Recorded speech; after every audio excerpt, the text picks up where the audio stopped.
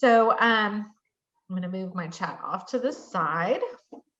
And if you're in the course, which you should be, the very first thing is this importance of collaboration. So I'm going to click here in this discussion board.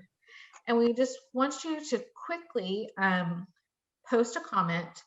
We're going to give you 3 minutes to post your comment of why collaboration is so important in your classroom. Okay, so I'm going to go ahead and start this timer.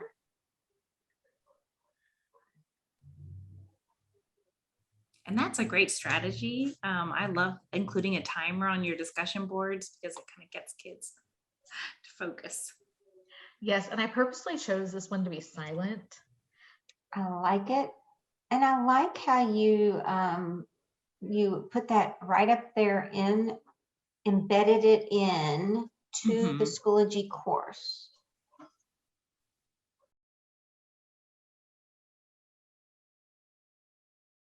A common goal that everyone has. Yes. Feeding off each other, love that. Yeah. Using the vocabulary they have learned. And y'all can also refresh your screen and see everyone else's post as well. This is a big one. This collaboration is a skill that almost every job uses. And I like this. You don't have it, but it's on mine that all voices will be heard. I like. Oh, I like that. Yeah. I like that they learn better when they work together.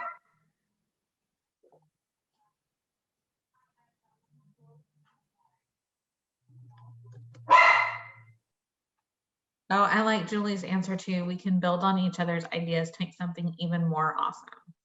And I like that key, that make something. Yes.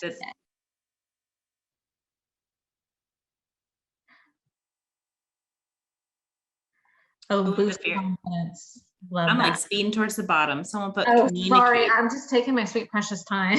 Well, I love all these answers. They're really great. There's the very last one right. Oh, I guess I didn't refresh fast enough. Well, not the last one, but the one by Jimmy Bennett. She wrote communicate effectively. That was the last part. And I love that because that's such an essential part of collaboration. Because if they're not communicating, you're not going to hear everyone's voice. Yes. Awesome. There's some really great answers here.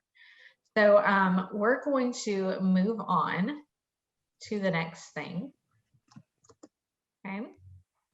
And so we are talking about collaboration all with Adobe. And we know that with Adobe, we have those 3 parts. We have the the post, which is making a graphic, a video, or making a site. And all 3 of those tools, you can collaborate.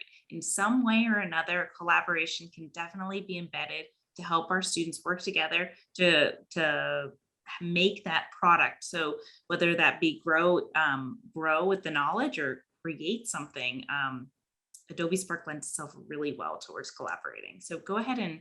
So I'm going to click on this folder that says, how do I collaborate in Adobe Spark? And some important things that you should know is that only one person can edit in Adobe Spark at a time, or so in a project. So it's not the collaborative that we think of with Google. Okay. But what I really like about one person being able to edit the Adobe Spark project at a time is that there's not so many hands on it making so many changes to it, and students really get to crowd around one computer and really collaborate and voice their opinions. But if that's a deterrent for you, Adobe is working on users being able to edit at the same time. It is in their project timeline, but I don't have an actual date when that will be released. And we don't know what it is, but we just had a meeting with Adobe and they told us big things are coming. And they wouldn't, I was kind of prying, trying to get what exactly that was, and they would not reveal their secrets. But apparently coming this maybe December next year, early next year, I think sooner than features later. are coming. Yeah. I'm excited. I am too. And so only the owner of the project can publish. And what that means is you're the owner if you actually start the project. So you are in your account and you hit the plus button to create that project. So only the owner can actually click publish, but they can share it with anybody in their group. Okay. And then once you're in a group and you have that published link, you can turn those in or do whatever you need to. Okay. And you can edit. So what I've done is the next page says invite collaborators. And I have created a video on how students can invite collaborators, okay, which we're not gonna play, but Emily has also written out the steps for you as well. And then I've also given you a picture of once you're in Adobe Spark, you click on that little bell and you go to share it with you and you'll see your projects there. So really there's two parts. There's on the left side, there's about inviting. And then once something has been shared with you, you actually have to accept it. Yeah. And so those are kind of the two steps. So the video to invite and the text to show you how you accept that project. And so Emily, you're going to take over and talking about getting students to collaborate. Yeah, so one of the biggest things when I was in the classroom, and this goes towards not just Adobe Spark, but just the classroom in general, jobs are essential. You've got to stop doing all the tasks yourself and you've got to start assigning jobs because we do not have time to do everything. We need to empower our kids, and it works really well with Adobe Spark. And so when we're creating these posts, Kaylee actually created those book review jobs and science lab jobs to give you some examples. But with your jobs, you want to give everyone that opportunity to have kind of I don't know, take charge and ownership of their own part of the project. And so I like when I put my students into groups, it says assign jobs, but I often let my students choose, but I was in intermediate. Maybe Karen, maybe you want to add in like in an elementary, would you assign or let them choose? What do you think? At the beginning, I usually assign. Okay. Especially when you start to teach them all that, yeah, because sometimes you don't want the weakest one to always be the leader in a first grade classroom. Mm-hmm. You want it to kind of be, yeah. Right. Yeah. And I like that you can kind of assign sometimes and maybe let them choose. If you have a kid, you can kind of prep them. I used to have the leader, and then I had the leader's assistant who was really kind of a leader in training, getting ready to become that leader. But I love that they are going to work on the same device. I know that not every classroom is one-to-one, and honestly, one-to-one isn't necessarily the solution to suddenly every kid has a device, now they're going to see growth. That's not really the case. Opportunities for collaboration and more discourse between students really is where I think you're gonna see the growth. And so I have seen it even in the secondary classroom where they only used 4 devices with stations, but then through the station rotation model, I mean, more devices isn't the best and are always the best. So using that same device, they can work together and have that same voice. And you guys can go ahead and take these jobs and try to modify them for what you need in your classroom. Kaylee, do you want to add anything on to the jobs? I was just going to say, like, when I was teaching 5th grade, I would assign jobs at least until I knew who was capable of what. And then I could go ahead and just let them pick and kind of guide people to what job would be best for them. It just kind of depends on like the timing of the year or what the project required. But yeah, I created these jobs for you, and you've got the template. So if you need to change them up, you can just click on that template and click use template, and it's all yours. And then you can do whatever you need to do with them. I think the biggest thing is with those jobs, you're ensuring that a student doesn't accidentally fall through the crack, that suddenly you have a really strong student. Maybe they're in a group of 3 or even just in a pair, but the strong student kind of takes over. You're preventing that problem, that there's kind of checks and balances, that they're making sure that each partner is working together with their jobs. That everyone's participating. And then you don't have to manage as much because your kids are taking control of what's going on with their project and taking ownership. That's right. Okay. I'm gonna Shout click out the in the chat if you give your students jobs. Did anyone give their Ross kids said jobs? jobs are the key. I think Jobs are it's the so key. important. Uh-huh. Okay, so here's kind of the meat and the potatoes of our webinar tonight. We're going to give you 10 minutes to look through the various Adobe Spark activities. And if you didn't see where I went to, we're in that next folder that's called collaboration activities. And so we have several different, you want to go to these pages. Oh, we even put in a folder for math because we had more than one thing that went with math. And I know we've got a lot of math people here, so they might be diving into this folder. But we've got something for almost every subject. You want to take a look at these pages, and we're going to give you 10 minutes to do that. And then at the end of the 10 minutes, we'll go into this Nearpod. Okay, so just wait on the Nearpod. And I recommend even if you're not a world language teacher, those activities actually really gear themselves well to ELA.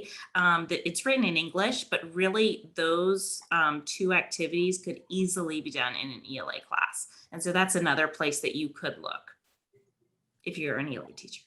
And I will say the science lab or experiment one is one that I actually went to Bernshausen with Roz, who's here tonight, and we did some recordings of, you can see the kids actually working on their science lab and taking pictures, and then us going through the pre-planning. And so we'll talk a little bit about that science lab at the end of our 10 minutes. Okay, so I'm gonna go ahead and start this timer. And just so that anyone who's going into the math folder, Kaylee, will you open the folder by pressing on the side or clicking on it? If she There's leaves one with that timer. Okay. Oh, are you start it? It's fine. The one activity, it's one activity, and then it's actually shown. This is a teacher that did the activity, so this is her showing. I took screenshots and blurred out the kids' names just so y'all understand what that is. That those are the examples from actually at French Elementary. So let me go back here and restart this timer.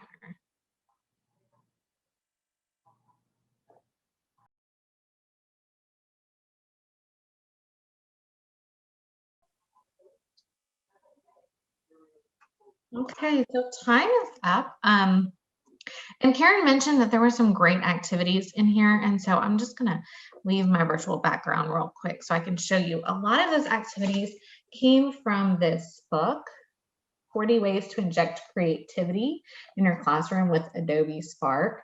And so as you can see, I have it like all tabbed up because it's a great book. Great things in this book. And I've given you the link to this book in our resources folder.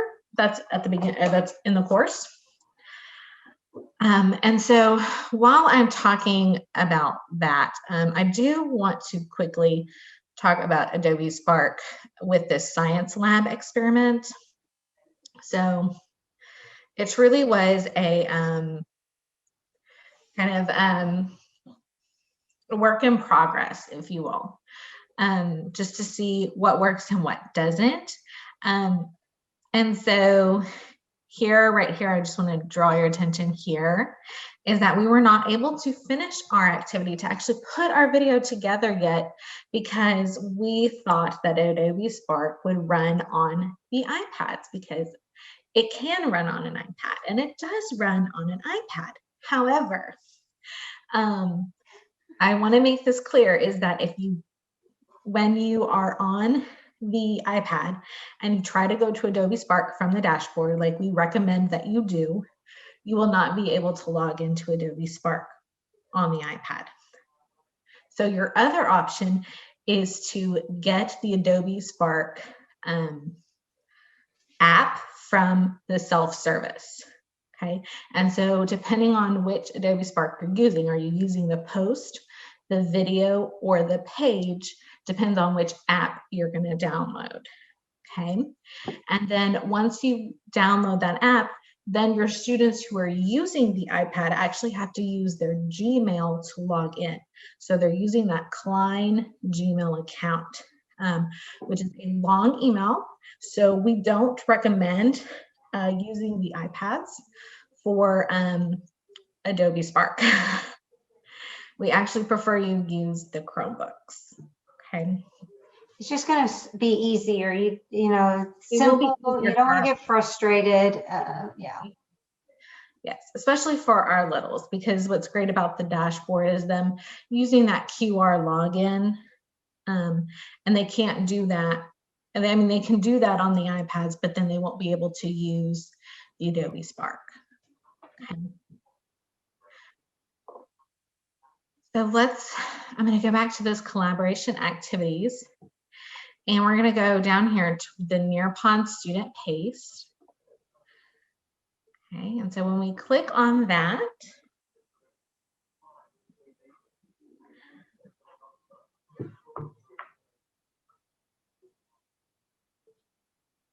wow, it's taking a little bit to load here. Oh, no. Okay, join the lesson, and it should be a collaborate board. Okay, so which activity would your students enjoy or benefit from? How could you use this activity in your classroom? And did the activity you looked at spark a new idea or way that you could use Adobe Spark in your classroom? Okay, and I see that some people have already posted in here, and that's great. So we're just going to give you a few minutes to go ahead and add your thoughts. And I quick love that. tip, this Book is a reviews. Nearpod lesson, but there's only one activity in here. And so you can do this for your class too, as an exit ticket.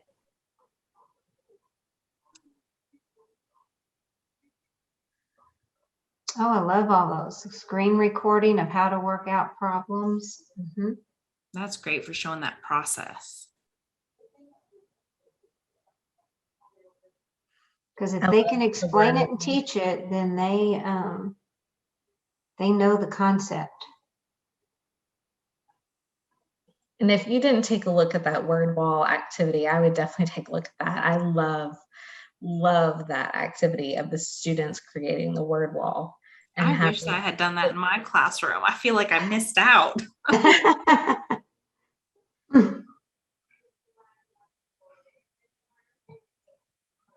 Oh, I don't know who put this, but I love the collaborative storytelling one too. I used to love doing that just on paper, and now them being able to do it like in an Adobe Spark and then be able to share it out to other people is even better. Book reviews, love that.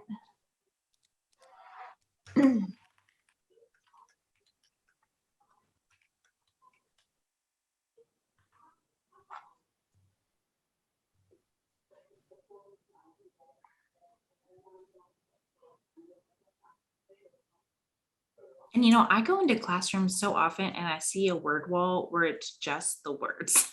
And I always think, how do the kids know what the words mean? Because I mean, in world language, that was a big problem. They just did not know. And so I love in that word wall that there was not only that they're adding a graphic, but that you added in the activity that they are recording themselves using it, which is great for other students to be able to hear from each other, hearing their voice.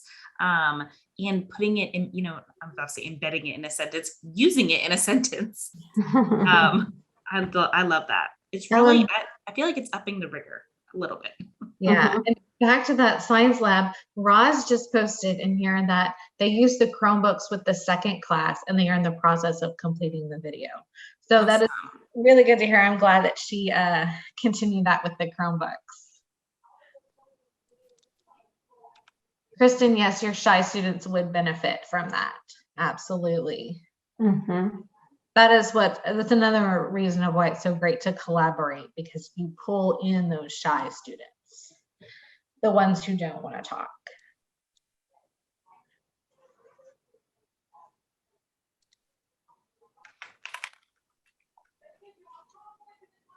Well, I love these answers. Kaylee, would you go to the collaborative activities and just click on the math one real quick so I can talk quickly about that math activity? Because when we talk about collaboration, there's really two directions you can go.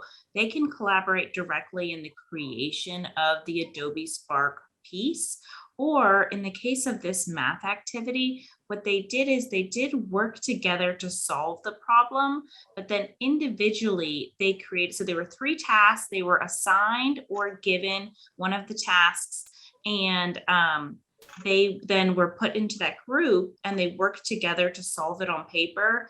And the videos they created, they did individually, and then they were able to upload those videos to a discussion board and view the problems that they didn't do because they only got one of the 3. So it's kind of a jigsaw activity that they're learning from each other. So this is how the teacher posted it, that this is the 3 tasks, because there's 3 problems that they could have picked. They only put their video, they actually embedded it right into Schoology in the discussion board.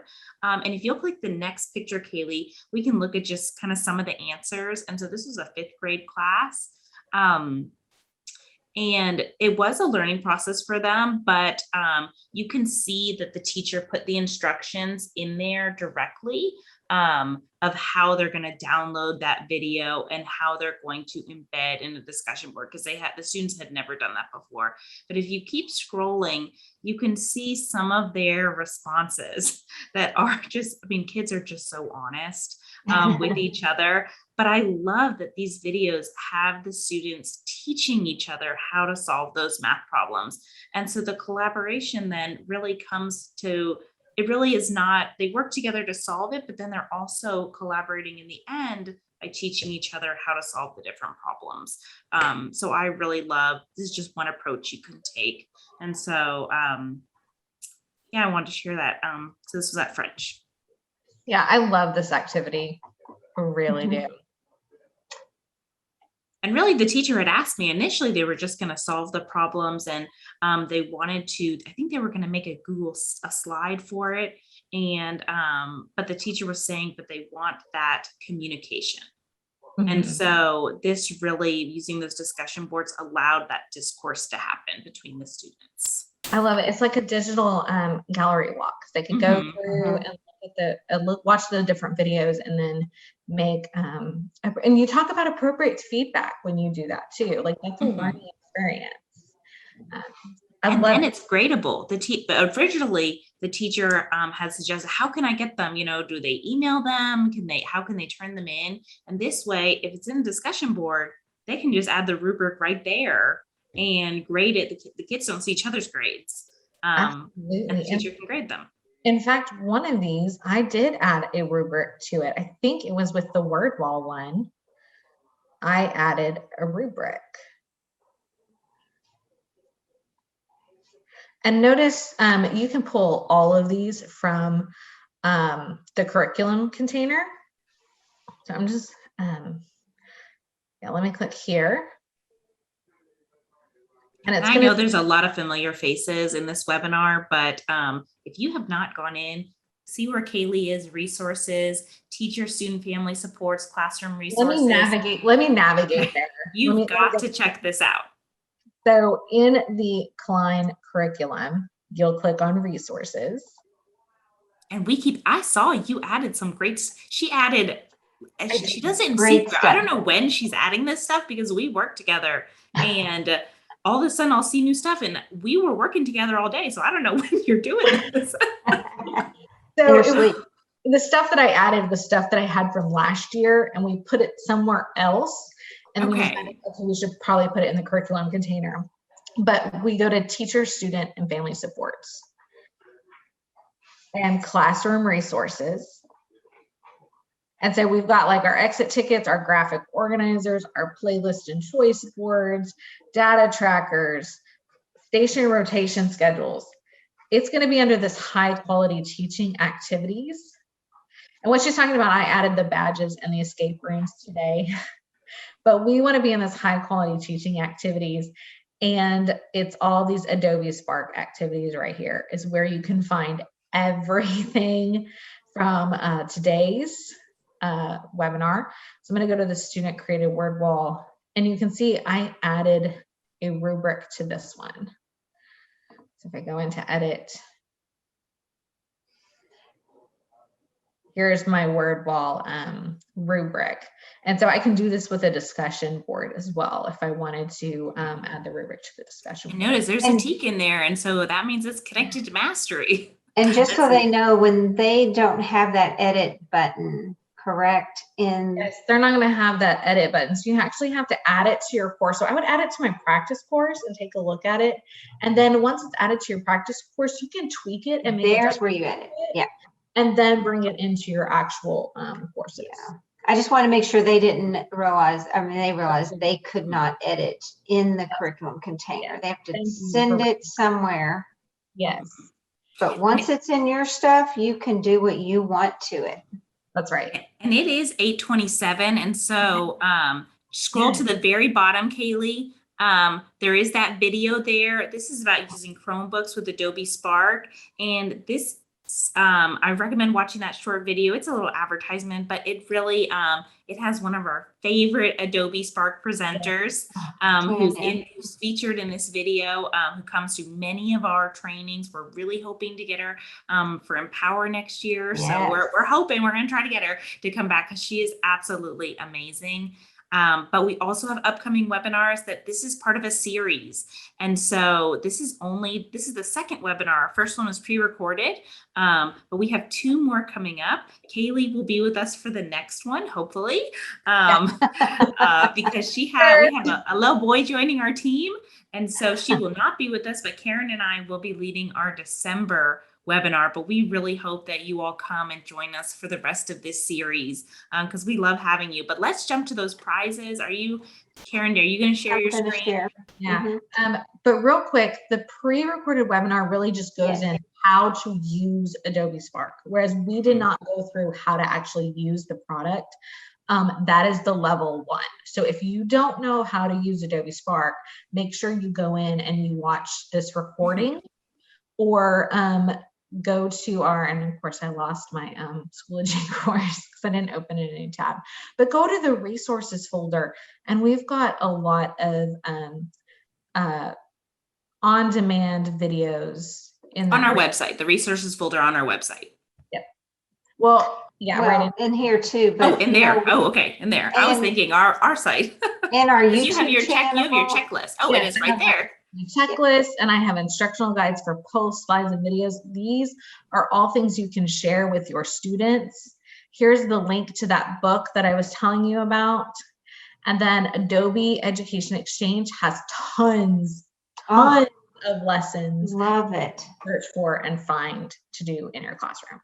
And please do not be intimidated if you have only done posts and you have never tried out video or pages, because Adobe Spark is so user-friendly that this is even an activity that if you go in with your kids and you guys just play with it, it really guides you through it.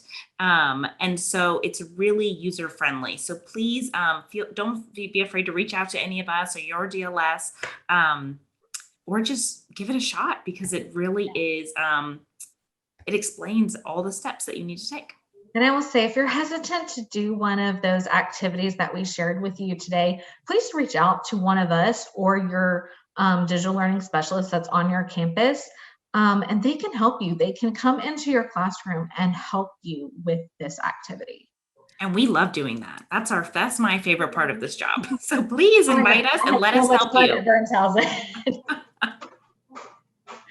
But I was going to just tell them, if you just go to our website, the KISD.US/Klein DigiLearn. No, just DigiLearn. Just DigiLearn. Oh, DigiLearn. Oh, yeah. The others. Yeah. So DigiLearn.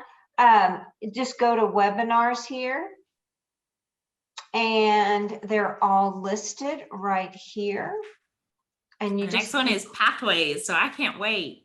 And you can click right there to register.